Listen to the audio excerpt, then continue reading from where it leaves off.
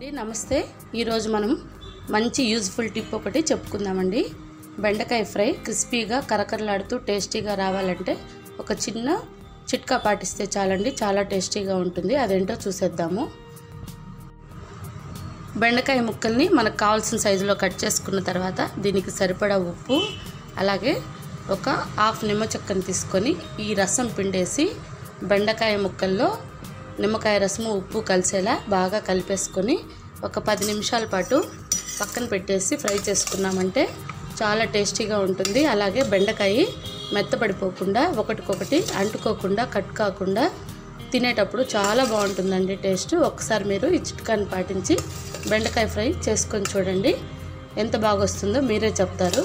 Okay అండి, మీకు useful tip ఒకటి చెప్పాను, ఒకసారి ఫాలో అయ్యి చూసి ఎలా ఉందో నాకు కామెంట్ చేయండి. ఓకే అండి, మా చిట్కా నచ్చినట్లయితే లైక్ చేయండి, షేర్ చేయండి, సబ్స్క్రైబ్ చేసుకొని పక్కన ఉన్న బెల్ ఐకాన్ని ప్రెస్ చేయండి. మరో మంచి చిట్కాతో మరో మంచి వంటతో మళ్ళీ కలుద్దాం. బాయ్ అండి. కొత్తగా చూస్తున్న వాళ్ళైతే తప్పకుండా సబ్స్క్రైబ్ చేసుకోండి, అలాగే పక్కనే ఉన్న బెల్ ఐకాన్ని నొక్కడం మాత్రం మర్చిపోకండి. నా వంటలు నేను ఏం చేసినా మీకు నోటిఫికేషన్ రూపంలో వస్తాయి, సో మీరు బెల్ నొక్కడం మాత్రం మర్చిపోకండి. మరో రెసిపీతో మళ్ళీ కలుద్దామండి. బాయ్ అండి.